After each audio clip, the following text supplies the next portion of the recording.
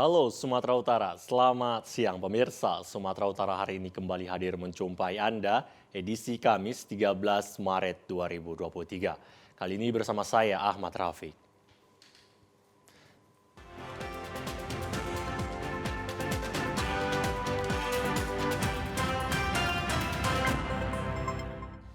Informasi pertama pemirsa, 9 hari sebelum Hari Raya Idul Fitri, Kapolda Sumatera Utara bersama jajarannya pantau jelang persiapan pengamanan jalur arus mudik di Kabupaten Labuhan Batu Utara. Setelah mengunjungi sejumlah kabupaten dan kota se-Sumatera Utara, Kapolda Sumatera Utara menyempat diri singgah di Mapolsek Waluhulu, Aikanopan yang merupakan kota Kabupaten Labuhan Batu Utara. Saat kunjungan kerjanya, Kapolda Su memberi arahan kepada Forkopimda Labuhan Batu Utara untuk mempersiapkan sarana dan prasarana pengamanan jalur darat dan memberi pelayanan terbaik kepada warga agar pengguna jalan merasa aman dan nyaman saat melintas di Sumatera Utara, khususnya di wilayah Kabupaten Labuhan Batu Utara. Kapolda Su Irjen Pol Ridwan Zulkarnain Panca Simanjuntak menjelaskan bahwa ada 4 tahap persiapan pengamanan jalur mudik. Pertama, penatapan sepanjang jalan seperti warung dan parkir kendaraan. Kedua, menyiapkan rambu-rambu lalu lintas seperti pembatas jalan. Ketiga, mempersiapkan jalur alternatif bila terjadi kemacetan. Dan terakhir, menggunakan jalur buka tutup.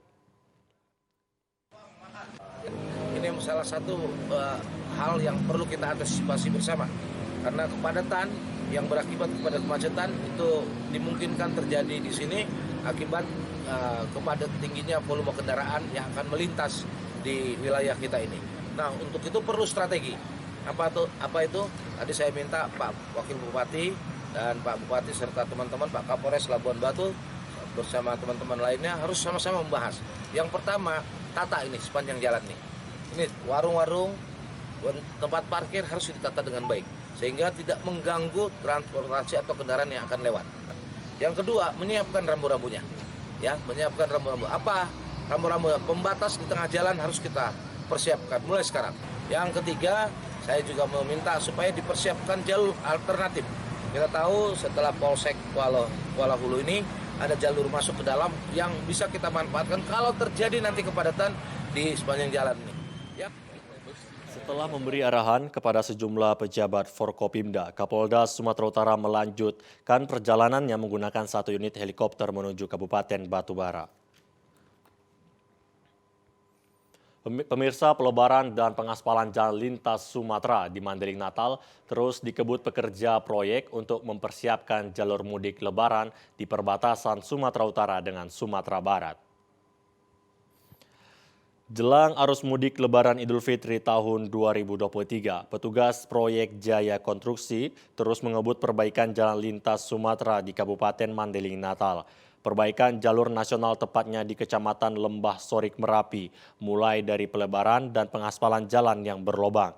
Sepanjang 142 km mulai titik nol dari Padang Sidempuan hingga perbatasan Sumatera Utara dengan Sumatera Barat ini. Petugas fokus pengerjaan penimbunan kembali lubang di pinggir jalan yang dilebarkan dan pengerjaan hot mix di beberapa titik jalan yang berlobang dan rawan kecelakaan. Perbaikan jalan nasional ini digebut di beberapa titik rawan kecelakaan agar masyarakat yang melakukan mudik lebaran yang melintas dari jalur ini tidak terhalang selama di jalan. Masyarakat yang melintas dari lokasi proyek pengerjaan jalan ini harus hati-hati karena masih ada material batu. Ada overlay, ada ngebes, ada yang pelebaran. Kalau untuk arus mudik, semua lubang harus diganti semua, Pak. Ada yang lagi berlubang. Sampai lebaran siap nggak nanti nih kerjaan? Kalau lebaran mungkin belum siap, Pak. Belum siap ya. Untuk mengantisipasi terjadinya kemacetan di lokasi proyek pengerjaan selama arus mudik Lebaran ini, aktivitas pengerjaan proyek jalan nasional ini akan dihentikan setelah memasuki arus mudik Lebaran hingga arus balik. Sementara itu pemirsa, sebanyak 31 unit lokomotif disiapkan oleh Divisi Regional 1 Sumatera Utara PT Kereta Api Indonesia guna melayani penumpang dalam rangka mudik Lebaran tahun ini. Perawatan dan pemeriksaan secara intensif pun harus dilakukan guna menjaga kondisi lokomotif agar tetap prima. Dalam rangka persiapan mudik Lebaran tahun 2023, PT Kereta Api Indonesia Divisi Regional 1 Sumatera Utara terus mematangkan persiapan. Salah satunya ialah dengan melakukan pemeriksaan dan perawatan secara intensif lokomotif yang akan digunakan dalam arus mudik dan balik Lebaran tahun ini. Pemeriksaan dan perbaikan dalam rangka bawah boki, roda, dan rangka atas setiap lokomotif dilakukan dengan perhatian khusus serta mereparasi setiap komponen yang mengalami kerusakan. Manajer Humas KAI Divres 1 Unit Sumut, Anwar Solikin menyebut dengan dilakukannya pemeriksaan dan reparasi secara ringan bagi 31 lokomotif kereta api ini, maka dipastikan armada kereta api dalam rangka mudik dan balik Lebaran tahun ini akan aman dan nyaman. Selain itu, PT KAI Divres 1 Sumatera Utara juga melakukan peninjauan dan pengecekan jalur rel kereta api guna mengantisipasi kendala yang terjadi saat armada kereta api hilir mudik.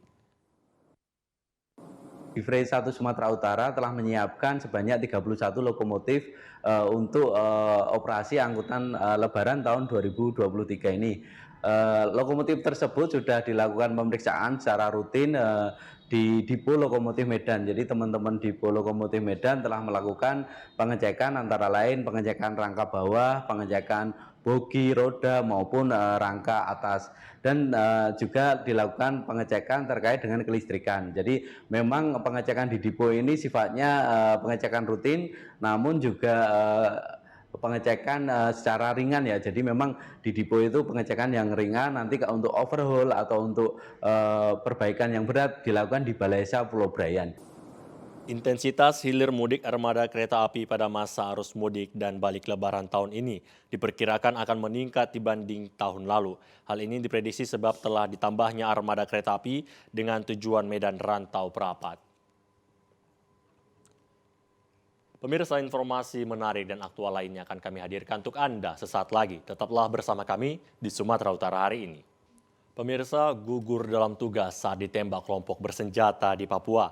Jenazah prajurit TNI Sertu Robertus Simbolon tiba di Bandara Silangit untuk dimakamkan di kampung halaman Pulau Samosir.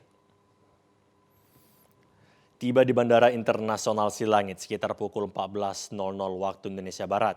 Jenazah prajurit TNI Robertus Simbolon disambut dengan upacara serah terima secara militer dipimpin oleh Dandim 0210 Tapanuli Utara, Letkol Infantri Hari Sandra, serta prajurit TNI dari Kodim 0210 dengan senjata lengkap dan juga istri dari almarhum. Upacara serah terima jenazah prajurit TNI kelahiran 24 Oktober 1964 dari Satgas Raider 305 KTR yang terkena tembakan saat terjadi kontak senjata di distrik Sugapa, Intan Jaya, Papua Tengah pada Minggu kemarin dihadiri langsung oleh Irdiv 1 Kostrat Brigjen TNI Agus Firman Yusmoyo, Aspres Kostrat Brigjen TNI Agung Pambudi, serta Wakil Bupati Humbahas Olowan Paniaran Nababan, juga mewakili dari Punguan Simbolon Sedunia.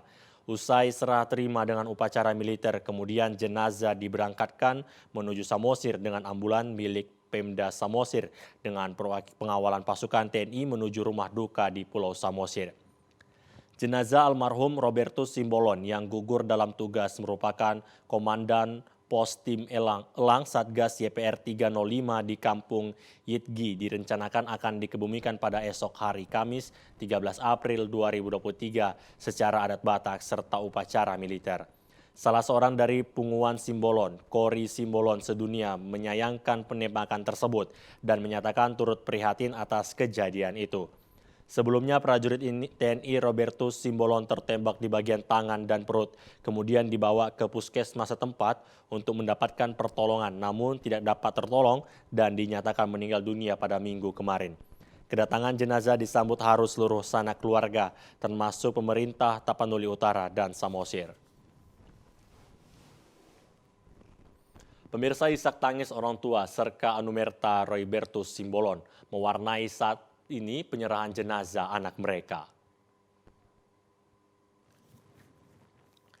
Jenazah Serka Anumerta Roybertus Simbolon, korban baku tembak TNI dengan KKB di Kabupaten Intan Jaya, Papua Tengah, tiba di rumah duka Dusun 3 Sitautau, Desa Tanjung Bunga, Kecamatan Pangururan pada Rabu 12 April 2023 pukul 16.02 waktu Indonesia Barat.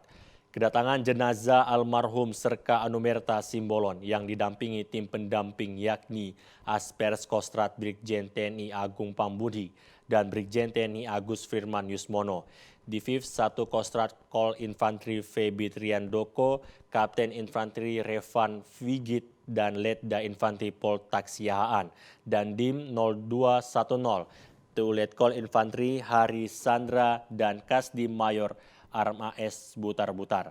Sebelum penyerahan jasad personil Koramil 03 Pangururan 0210 mengarak jasad almarhum hingga rumah duka, tempat keluarga dan kerabat yang menanti tak kuasa menahan tangisan saat jenazah diturunkan dari ambulan. Brigjen TNI Agus Firman Yusmono mengatakan pihaknya telah menyerahkan jasad almarhum kepada keluarga. Setelahnya pihak keluarga bakal melaksanakan upacara adat Batak Toba untuk penghormatan terakhir bagi almarhum. Dalam kesempatan ini Brigjen Agung Pambudi menyampaikan permohonan maaf apabila ada yang kurang tepat sepenuhnya diserahkan kepada orang tua dan keluarga. Sambil menangis, ayah almarhum Jimat Hugo Simbolon menyampaikan terima kasih kepada Tuhan karena jasad anaknya masih dapat dibawa hingga ke rumah duka. Pihak keluarga pun menyampaikan upacara terima kasih kepada rombongan yang telah bersedia mengantarkan jasad anaknya hingga ke rumah duka. Salah seorang kerabat almarhum, Kori Simbolon, menjelaskan pemakaman almarhum seharusnya di Taman Makam Pahlawan.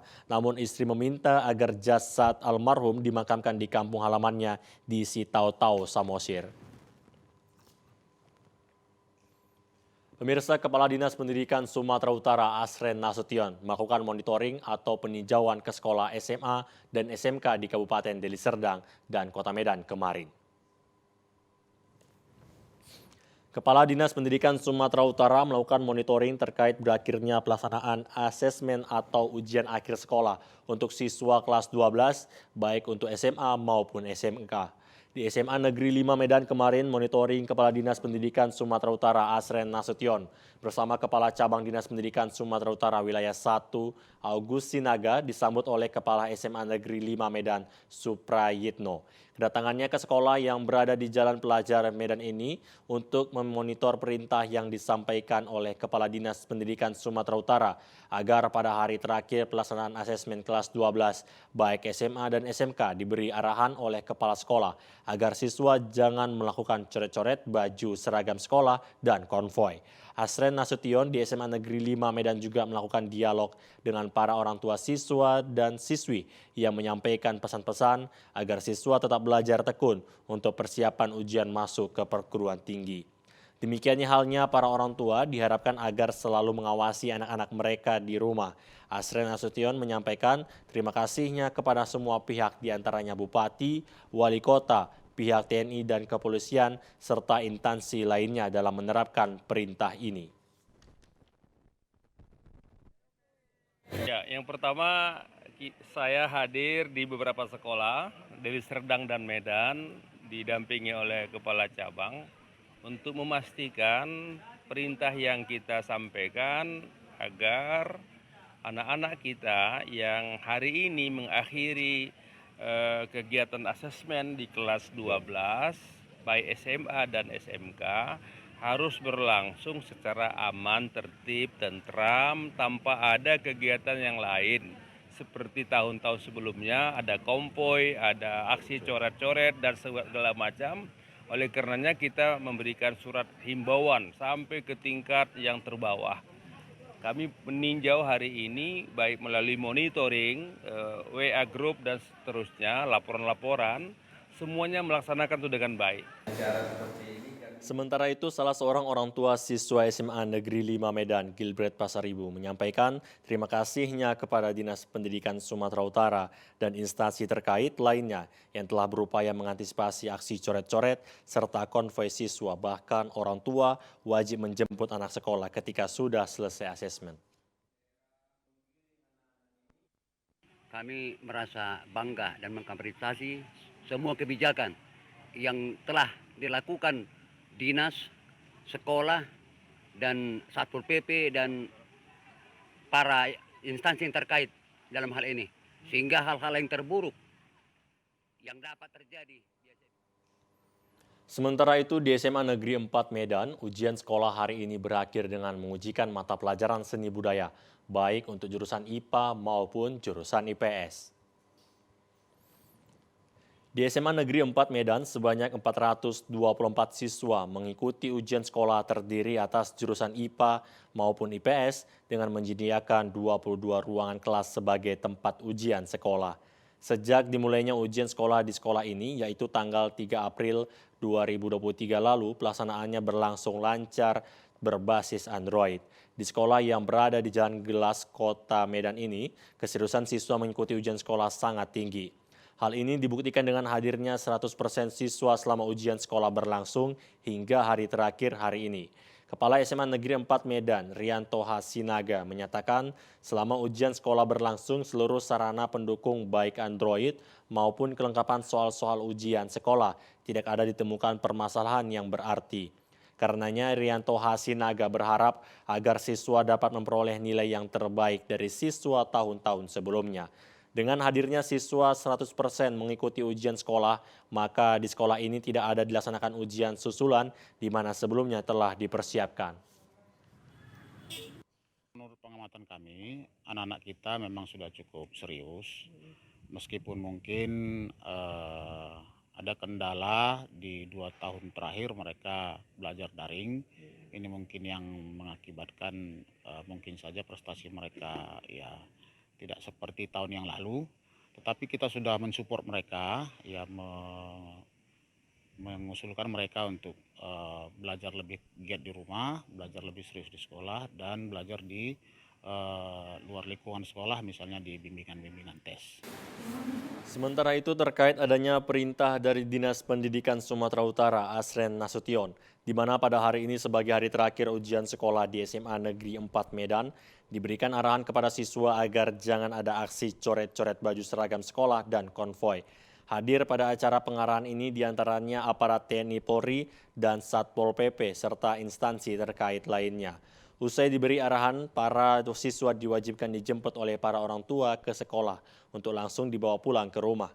Siswa dijemput para orang tua di meja piket. Bagi siswa yang belum orang tuanya datang menjemput, tidak diperbolehkan pulang ke rumah hingga orang tuanya datang menjemput ke sekolah. Pelaksanaan ujian sekolah di SMA Negeri 13 Medan hingga kemarin yang merupakan hari terakhir berlangsung sesuai program sekolah ini yang diikuti sebanyak 418 siswa-siswi. Di SMA Negeri 13 Medan pada tahun pelajaran 2022-2023, ujian sekolah masih menggunakan kurikulum 13 sebagai sekolah mandiri belajar. Sama dengan ujian sekolah tahun-tahun sebelumnya menggunakan sarana Android yang merupakan program sekolah dalam memanfaatkan digitalisasi sesuai dengan perkembangan zaman. Sejak dilaksanakan ujian sekolah 3 April 2023 lalu, keseriusan siswa dalam menjawab soal-soal ujian sekolah sangat antusias untuk memperoleh nilai terbaik. Di sekolah ini model ujian sekolah semuanya pilihan ganda, baik untuk jurusan IPA maupun jurusan IPS.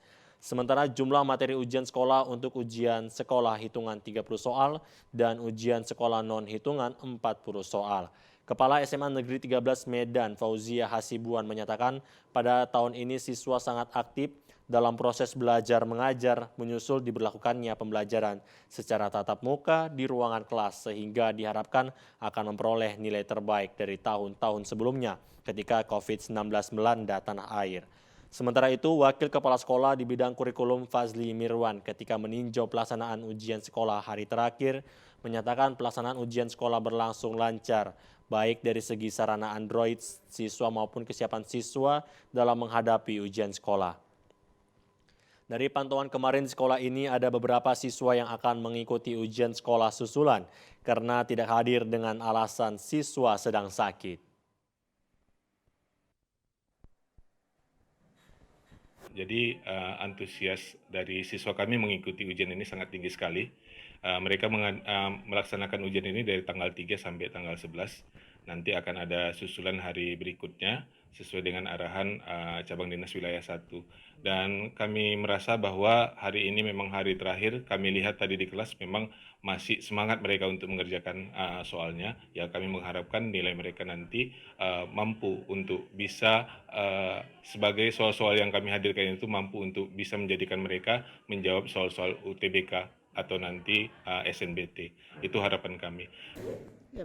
Di SMA Negeri 13 Medan, ujian sekolah dilaksanakan dengan pola 50%, yaitu setiap kelas hanya 18 siswa yang terbagi dalam 36 ruangan kelas. Pada hari terakhir ujian sekolah kemarin siswa diwajibkan mengikuti arahan dari kepala sekolah dan pihak TNI serta kepolisian untuk menghindari aksi coret-coret baju dan konvoi. Para orang tua juga diwajibkan menjemput anak-anaknya ke sekolah sesuai surat edaran dari Dinas Pendidikan Sumatera Utara.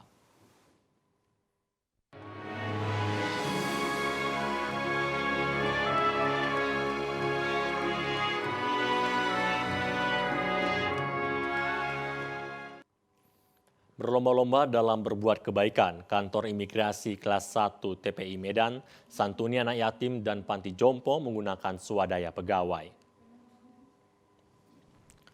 Puluhan anak yatim dan panti jompo mendapat santunan di Kantor Imigrasi Kelas 1 TPI Medan, Jalan Gatot Subroto Medan, Sumatera Utara kemarin.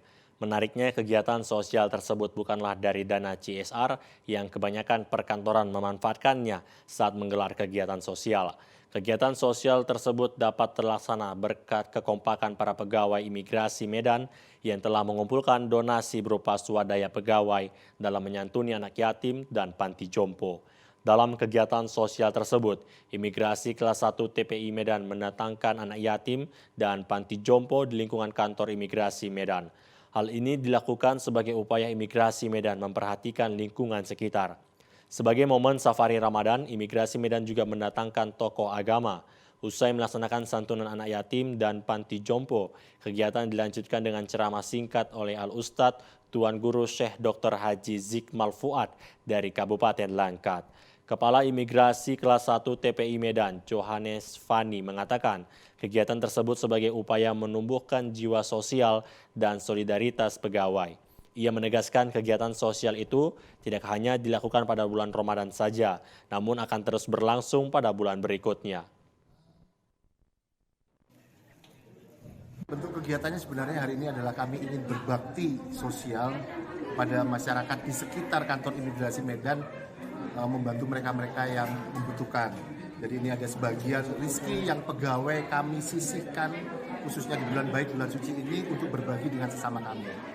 Tadi hari ini kami mengundang 3 yayasan, dari yayasan Muslim, yayasan Kristen Protestan maupun yayasan Katolik, anak-anak yatim dan panti jompo.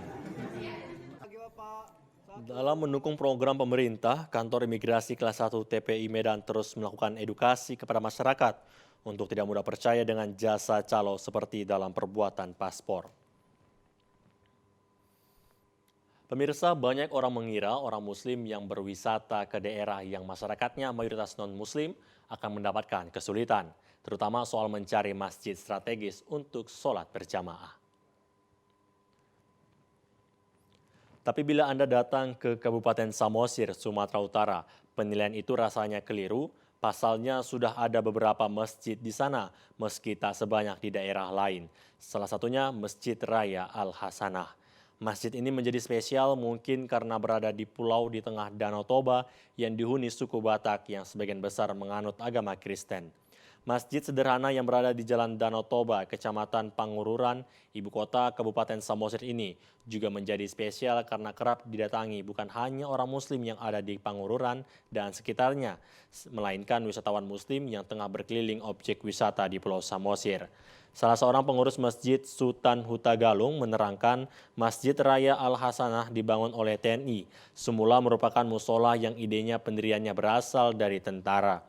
Saat masa pemberontakan, seorang anggota TNI Kodam Siliwangi, Jawa Barat yang bertugas di Pangururan hendak sholat, namun tidak ada musola apalagi masjid.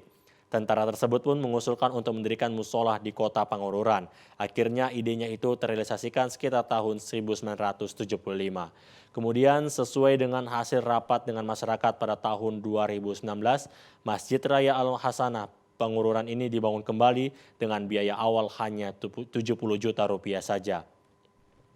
Yang menjadi kelebihan masjid ini di dekatnya masih berdiri bangunan tua, sisa-sisa peninggalan kolonial Belanda, diantaranya pesenggerahan atau rumah dinas bupati.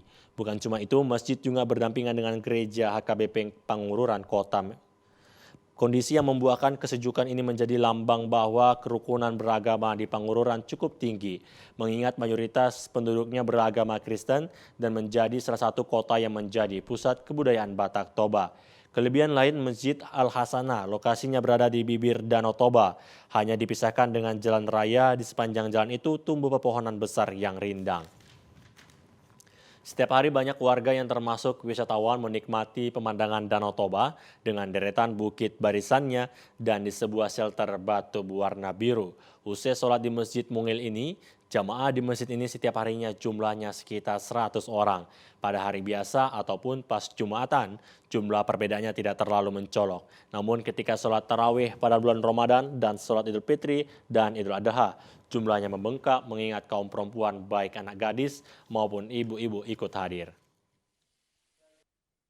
Tokoh masyarakat Pangururan yaitu Nebaho, kita juga nggak tahu namanya sampai sekarang ini, mempertahankan masjid ini dengan keagamaannya. Setelah itu di tahun-tahun berikutnya adalah umat Islam pendatang seperti Pak Umar, Pak Sukmakoto.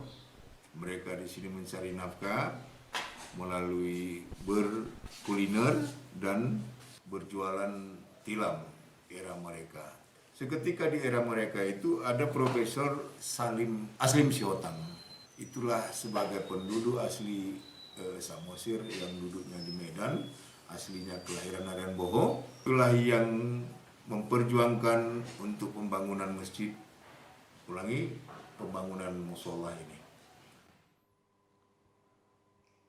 Sementara itu pemirsa, kasus keributan antara dokter koas dan pengunjung Rumah Sakit Umum Daerah RSU D. Pringadi di Kota Medan berbuntut panjang. Usai viral di media sosial, korban yang mengalami luka fisik ini pun melaporkan kasus ini ke pihak kepolisian.